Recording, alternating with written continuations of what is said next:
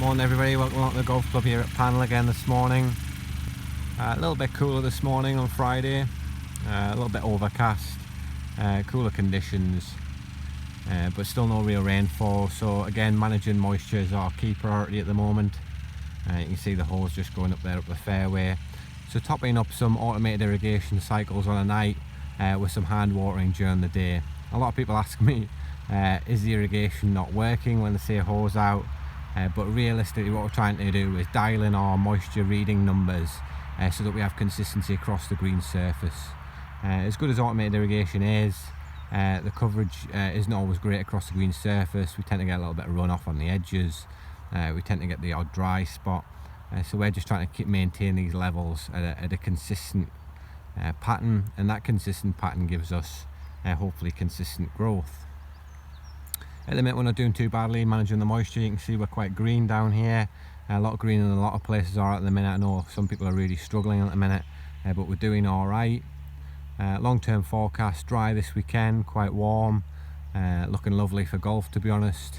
Next week chance of rain, which I think a lot of people will need, and we could do with a little splash ourselves to be honest.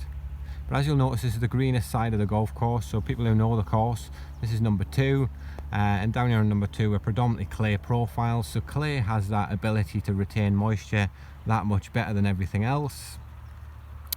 So what we see down here is more moisture retentive profiles. So in the winter this is a bit of our wet area of the golf course, but in the summer, even during this drought, we're holding on to a little bit of moisture, which is keeping us a little bit greener than some.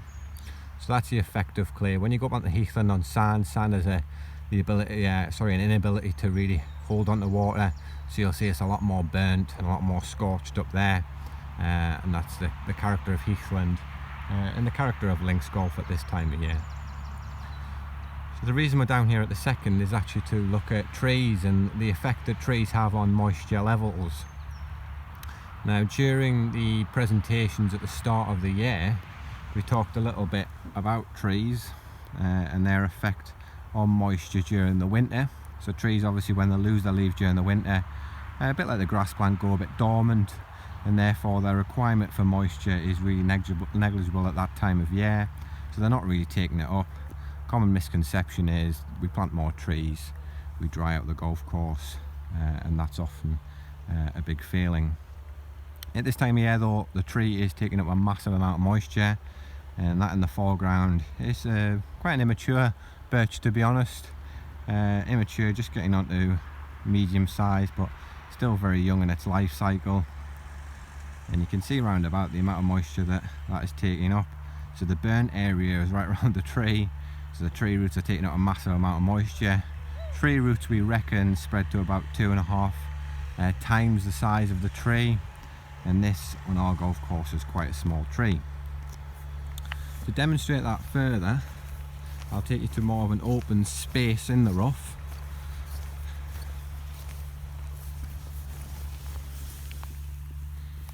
And show you this. So this here is a moisture meter. We use this to manage moisture on greens. So this gives us a volumetric water content in a percentage. And what we do with that is that's how we dial in our numbers around greens and helps us to manage a consistent moisture across the surface. So we'll just turn this on. You can see at the minute we're in a little bit of a greener area, so more open, a little bit more water availability here, not affected really by the tree root. So if we just turn this on for you, and you can see there that we've got a volumetric water content of 11.4. So at the moment, anything above 10 will see some grass growth. Realistically though, what we are looking for is a moisture reading of about mid-teens or above. So anything between mid-teens up to 25 will stimulate reasonable grass growth and produce a reasonably consistent surface. But you can see at 11.4, despite the drought, we're still getting some growth in this area.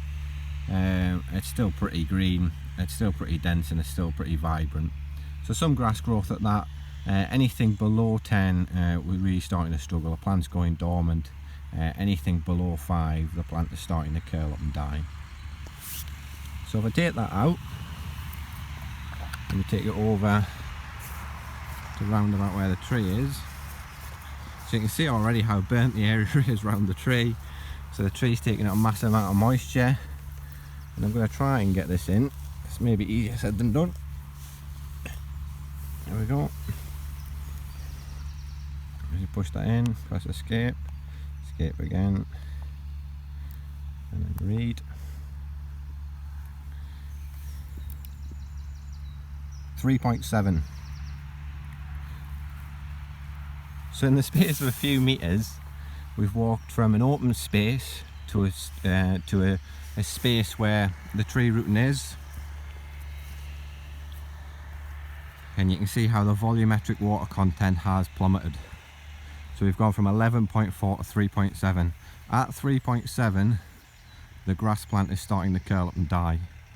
So all that moisture that is in that clay profile has been sucked out by the tree, because the tree needs it more, and the grass plant is therefore really struggling.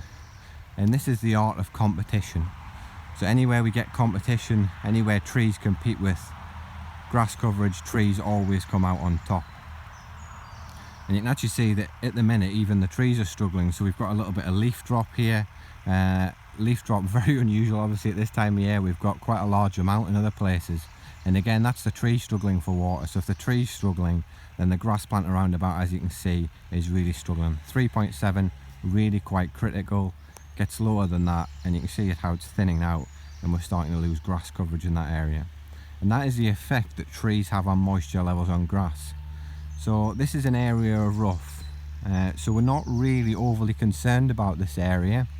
But if I was to take you up to greens, for example, how many greens here do we have trees in close proximity to the green? Well, there's quite a few, and a lot of them are a lot bigger than that tree there. Again, root mass 2.5 times the size of the tree. So how many of those roots are under the greens? How many of those are competing for the water and the nutrient that our greens need? And we can see evidence of that in various places around our golf course. So just thought I'd show you that this morning, and show you some of the effect and how difficult that can be to manage at this time of year.